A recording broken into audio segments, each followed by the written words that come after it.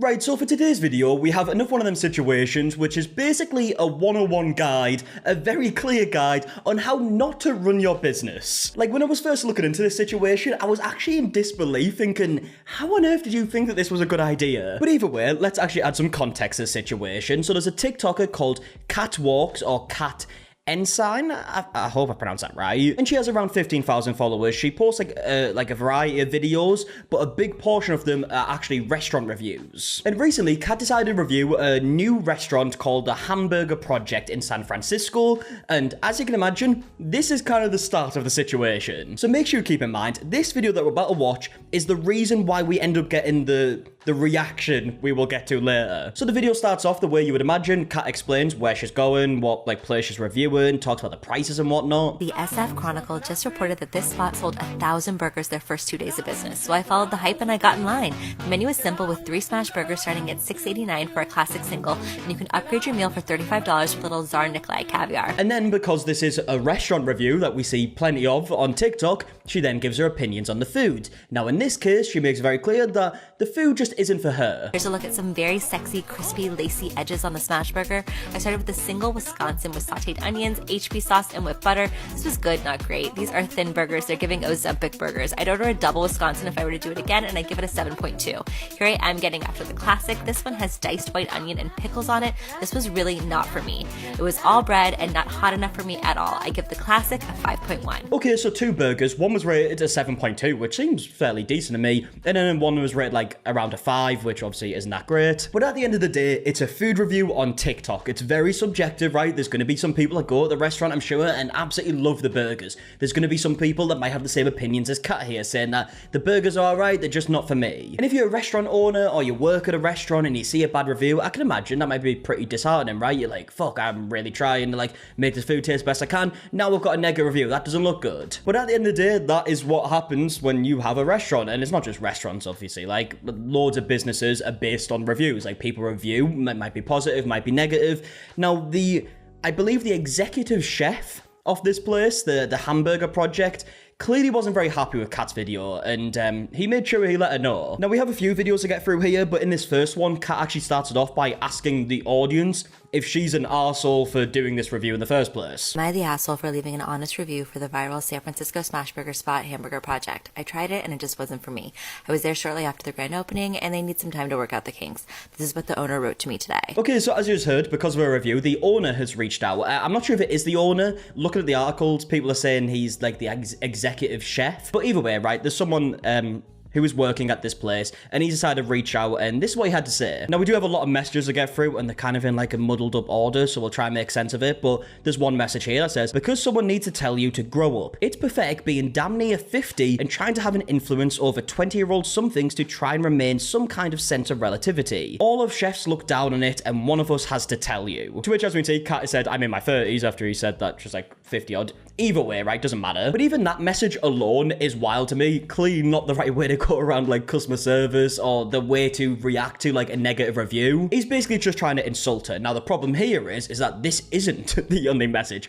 We have a lot more. But before we do get any further with the video, I do just want to tell you about today's sponsor, Aura. I'm sure everyone watching this video has received either a spam call or a spam text before, and in most cases, it's probably both, and in a lot of cases, it feels like it can happen most days. And if you're anything like me, you'll almost like second guess yourself when you receive a text message from like a company or whatnot, and you're thinking, wait, is this real? Is this spam? I'm not sure. Or when it comes to receiving calls and you see a number that you don't recognize, so you ignore it thinking, oh, it must be a spam call, right? But it could be something important. It's incredibly frustrating that this is a problem that a lot of people have. But thankfully, today's sponsor Aura can actually help remove your personal information from data brokers and people's search sites that sell your information to like identity thieves, scammers, and much more. And of course, the less data of yours that is exposed online, the less likely you are to receive spam calls. But that's not all, because Aura has many other great features, like identity theft protection, where they will monitor your personal information, like your social security number, across billions of different data points, including the dark web,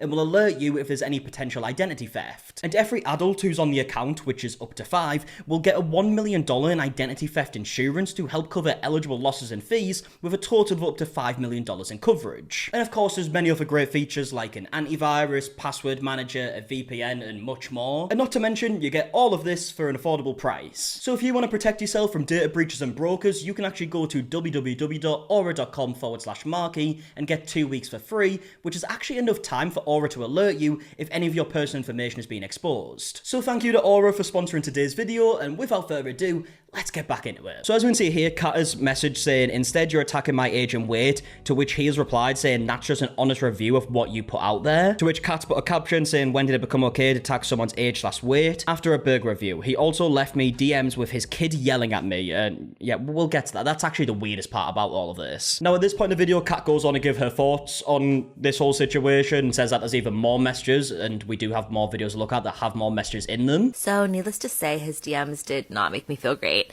And he went after me in the comments on IG too. I walked over to Sam's on Broadway for one of my favorite burgers in the city.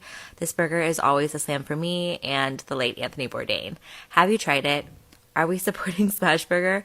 Am I the asshole? Let me know. Okay, so that's a video. She ends it by talking about a different place that she went to. Like I said, a lot of her videos is her going to restaurants and trying burgers, other foods, I guess, as well. Food reviews, right? But now let's move on to the next video, where Kat shows that this executive chef, Jeff, I believe he's called, has actually went over to her Instagram and left, like, public comments on her page. So we can see a few of them here. From the bottom to the top, we'll read them. It says, "Your horrible luck, even when it's a handout. Stop going to Warrior games. We lose when you attend." So at this point, you might think, oh, he's just joking, right? But we'll carry on. "I agree. Stay at home. Your horrible luck. Gabe is a friend of mine. My cousin in the Dodgers got him a reservation." Okay, so just talking about the game again here. But then it goes on to, "What happened? Can't take criticism. Not a good look for you. I agree. You are right. It's the most annoying Karen voice. You are right, and I agree with you. She is so weird. It seems unstable." And bear in mind, from everything that we can tell here, unless we're missing some very key details, this is all because she left a review, a video review, and she said that the burgers weren't really for her. And now it's at this point that this gets even more bizarre, right? So if we look at some more messages here, we can see that he's sent like a quote that says,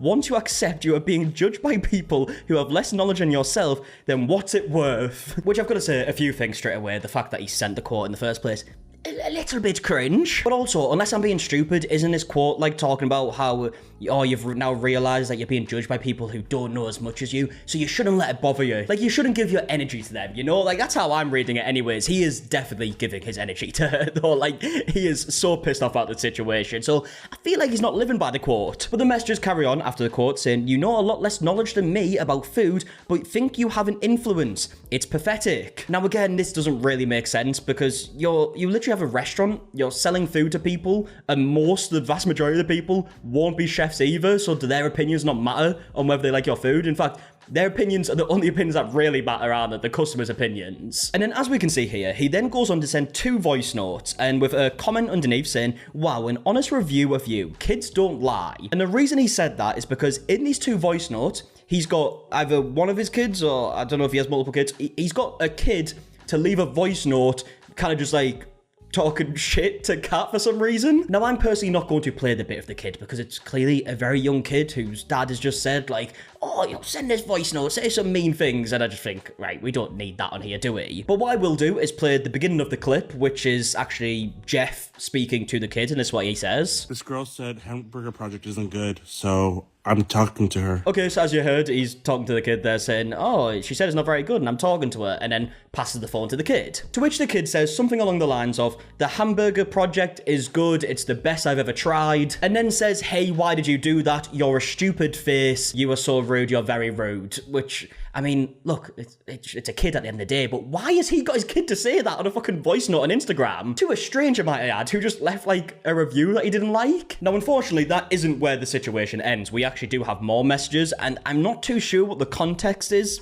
of this bit in particular. And to be fair, with a lot of the messages that we've read, they have been cropped, so we haven't seen the full conversation. So there could definitely be some context missing. But from what we can see here, Kat has said, "I was caught filming. I literally posted it on my feed. I'm not hiding anything." To which Jeff has replied saying, "Like a disgusting fangirl creep." Now, originally when I saw this, I thought, is he calling her a creep for filming in the restaurant and made a video about it? Is that what it is?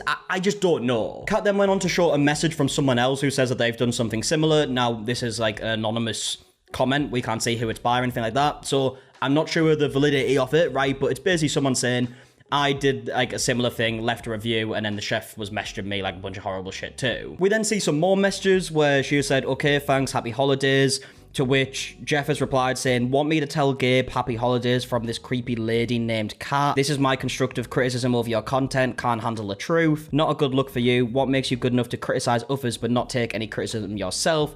To which Kat replied saying, you're spiraling, touch grass, get help, leave me alone. I have no idea what's going on at this point. But what I do know is the aftermath of this whole situation. Now, there's a bunch of articles talking about this. Specifically, I'm looking at the Daily Mail here, who have got comments from people involved, more specifically Jeff, who has obviously been leaving these messages, so we can see what he had to say. When reached by The Standard, so they reached out first it looks like, Lee said, there's been accusations that I body shamed her. That's entirely fabricated so she can control the narrative. Now, obviously in the message about like the body shaming, it was cropped and we didn't get to see what he had said originally, so who knows, but that's his response to it. But Kat has responded to this saying that he edited the messages he sent her before she could get a screenshot of them, which I assume just means like he unsent the messages. That's what her response to that is. And more specifically, she said, he took that down, but he had his kid send me a voice memo, she further claimed. And then we go on to hear some direct quotes from Jeffrey Lee, the chef, who says, she came in within the first 3 or 4 days of Hamburger Project being open and made a public review of the restaurant, kind of insulting me and calling them Ozempic burgers for clickbait. A few days later, I mentioned there are a lot of people who like it, and maybe it's just you who doesn't. But then the article carries on to say, since the video started being widely shared online, Lee has shifted and taken a more apologetic tone. And then we have some quotes from him saying, clearly my opinions do not reflect those of everyone else in the restaurant.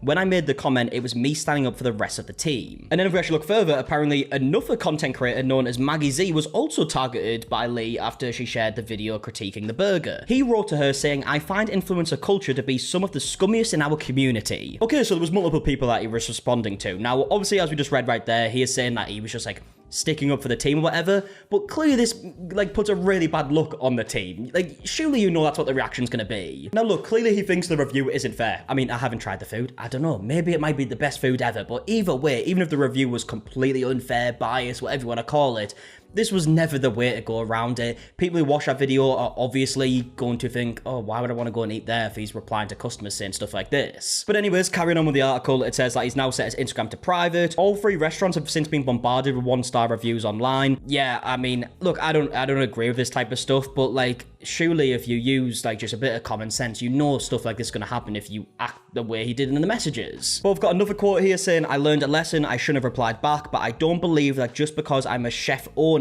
my voice should be silenced. Okay, so he's a chef owner, that's his role. What I was trying to figure out is what makes his influencer exempt from my critiques, but she's allowed to come into my house, my restaurant, to criticize my food. I mean, yeah, you've got to specify, like, if it's the house or the restaurant. They're 2 very different things. She came to your restaurant and left a review. Like, that is just how it goes at the end of the day. Like, there's reviews for loads of places, but especially restaurants. But now the newest update on this situation is that in a statement from his former employer, it says, effective immediately, Jeffrey Lee is relieved from his role as executive chef at Hamburger Project, Hand Roll Project, and Juni? I'm sorry if I pronounced that wrong. Moving forward, Jeffrey will no longer have any involvement in the operations of these restaurants. We have zero tolerance for the behavior he has exhibited in recent weeks. As a company, we unequivocally condemn all forms of bullying and harassment, whether online or in real life. This behavior is a stark contrast to the values and cultures that we strive to uphold in our businesses. We want to make it clear that Jeffrey's actions and opinions are his own and do not reflect the standards, culture, and ethics of our businesses. As a team, we hold ourselves to a set of standards which include respect, kindness, and empathy. Absolutely nobody in our organization is exempt from these expectations. And look, I feel bad for the other people who are working there who maybe just didn't have a clue that he was saying stuff like this and maybe didn't agree with it either. Obviously, it's impossible to know what their thoughts were. But if that is the case and they had no idea that this was going on and they don't agree with this approach at all, like, they're being affected by this. This is a new restaurant, right? It's only been open a few days apparently at the point of the review, and now it's got this really negative reaction. And like I said at the beginning of the video, it really is like a 101 guide on how not to respond to like criticism or reviews on your business, because it's never going to be a good look. Even if you fully believe that the review was biased or wrong or whatever else, dishonest, it's never going to work when you approach it like that. Like, people aren't going to take to that at all. But of course, I would love to know your opinions in the comment section down below, because that's all the information that we have at this point. Who do you think's in the right? Just any thoughts at all about the whole situation? If you did enjoy, please leave a like down below as well. Subscribe if you are new. And until the next one, I'll see you guys in a bit. All right, goodbye.